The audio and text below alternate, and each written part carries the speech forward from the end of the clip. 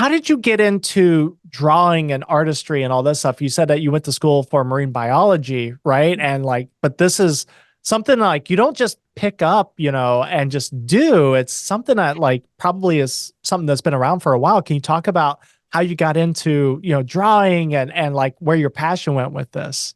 Yeah. Fun fact, the only art class I have ever taken in my life was in seventh grade.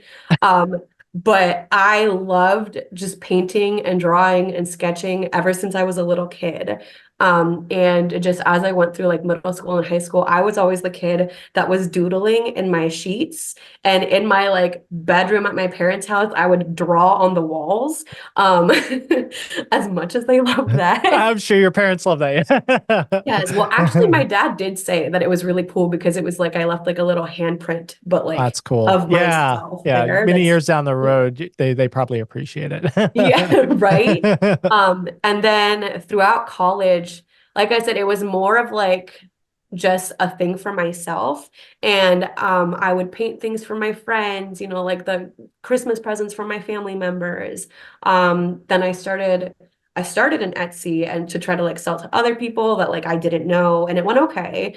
Um, but it was more just like it was more calming and grounding for me, and it healed, like it helped center myself and like my soul. So to be able to do it now professionally is wild. Like I never, like seventh grade Brenda never would have imagined this, right? Like Right.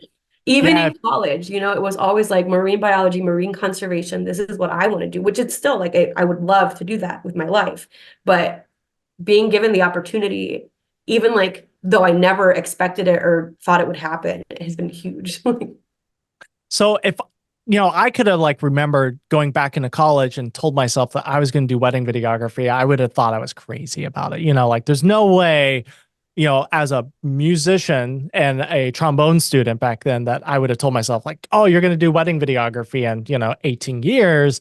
And I would have been like, you're crazy. There's just no way that I would have thought that through. And I know the same would have been for you as well. Like, that's not something that was on the front of your mind that like you were going to be No. this artist and weddings and like that was something that was in the future for you, right?